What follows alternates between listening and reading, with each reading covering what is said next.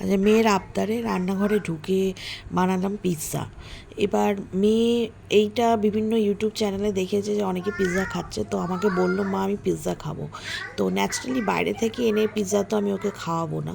আর কোনো বাচ্চাকে একটা বয়স অবধি বাইরের পিৎজা না খাওয়ানোই ভালো। যদিও বা পিৎজা জিনিসটা যে বাচ্চাদের জন্য খুব হেলদি সেটা আমি বলবো না, কিন্তু হ্যাঁ ঠিক আছে, মানে 9 মাসে 6 মাসে একবার একটু ওদের ওদের মুখের টেস্টও তো পাল্টানো দরকার। তার জন্য অবভিয়াসলি ঠিক আছে সেটা। তো আমি কিন্তু পিৎজার যে ব্রেডটা সেটা কিন্তু আমি বাড়িতে বানাইনি, এটা আমি অনলাইনে কিনে নিয়ে এসেছি, যেটা বিগ বাস্কেট ব্লিঙ্কিটে খুবই সহজে পাওয়া যায়। সো আমি এটা এনেছিলাম মডার্ন ব্র্যান্ডেরটা। আর একটা প্যাকেটে দুটো করে থাকে, তো দুটো আনলে মোটামুটি 4টে। এবার যে যার যেটা মানে তোমাদের যারা বানাতে চাও মনে করো বাড়িতে বাচ্চাদের জন্য, তারা বানাতেই পারো নিয়ে এসে। এবং এটা ময়দা দিয়ে ইস্ট দিয়েও বাড়িতে বানানো যায়, বাট সেটা আমি আমার সময়ের অভাবে আমি সেটা করতে পারিনি।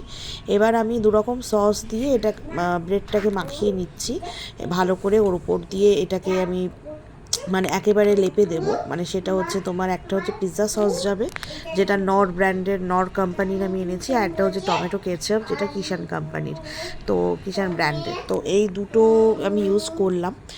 আর আমি যে পিৎজাতে যে চিকেন পিৎজা বানাচ্ছি, তো চিকেনের এই স্টাফটা কিন্তু আমি সকালে বানিয়ে রেখেছিলাম।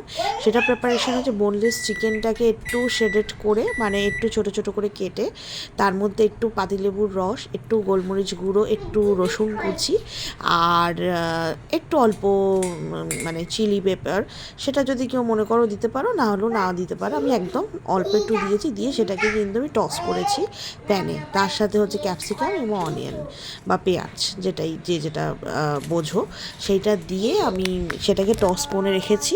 এবং এখন সেটাকে আমি জাস্ট ছড়িয়ে দিচ্ছি পিৎজার ব্রেডের ওপর সস দিয়ে তার ওপর। এবং এর সাথে অরিগ্যানো পাউডারও আমি দেবো।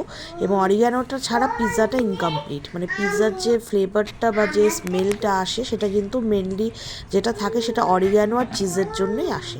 তো একটা তো অলরেডি আমি প্রিপারেশন করেছি, তার কিছুটা পোর্শন তোমাদের সাথে শেয়ার করছি, আরও কিছুটা পোর্শন আছে যেটা শেয়ার করব। এটা একটা ফার্স্ট আমি বানিয়ে দিলাম, বিকজ এই যে চিজ ওপর দিয়ে আমি গ্রেট করে দিয়েছিলাম। তো চিজ এখন সব কিছুই কিন্তু অনলাইনে অ্যাভেলেবেল, তো যারা মনে করছো বাচ্চাকে খাওয়াবে তাহলে কিন্তু বাড়িতেই বানিয়ে নিতে পারো, বেকার ডমিনোজ বা পিৎজা হাট বা আরও অন্য কোনো কোম্পানির পিৎজা নিয়ে না এনে। এটা হচ্ছে অরিগ্যানো পাউডার, অরিগ্যানো ডাস্ট, যেটা যেটা আমি এবার হচ্ছে একটু ওপর থেকে আমি ছড়িয়ে দেবো। এবং এইটার গন্ধটাই কিন্তু বলে দেয় যে পিৎজা বা কিছু আমরা বাড়িতে বানাচ্ছি, বা সেই গন্ধটা থেকে যায়। গন্ধটা আমার ব্যক্তিগতভাবে ভীষণ ভাল লাগে, স্মেলটা অরিগ্যানোর। আমি জানি না তোমাদের কাদের ভাল লাগে, যাদের ভাল লাগে তারা কমেন্টে জানিও।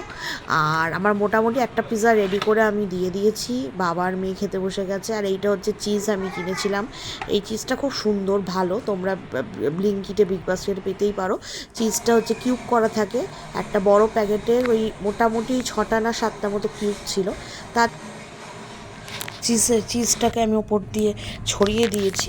এবং তারপর মাইক্রোওয়েভে, অলরেডি মাইক্রোওয়েভের থেকে সঙ্গেই যে যাদের মাইক্রোওয়েভ আছে তারা জানো যে স্ট্যান্ডগুলো দিয়ে দেয়। সো সেই স্ট্যান্ডের ওপর আমি ব্রেডটাকে দিয়ে দিলাম। এবং এরকম এইখানে 3 মিনিট মতো আমি দেবো মাইক্রোওয়েভের টাইমিংটা। তো এইটা অ্যাকচুয়ালি মাইক্রোওয়েভে খুব ইজিলি হয়ে যায়। এবং আমি এই বন্ধ করে দিলাম।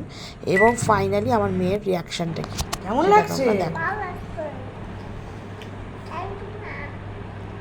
ওয়েলকাম না টেস্টি, খেয়ে নাও। কামড়ে কামড়ে পুরো খেতে পারবে তো? চিকেন পেয়েছো তো তুমি? আচ্ছা, এই তো চিকেন পেয়েছো। খাও। ভালো।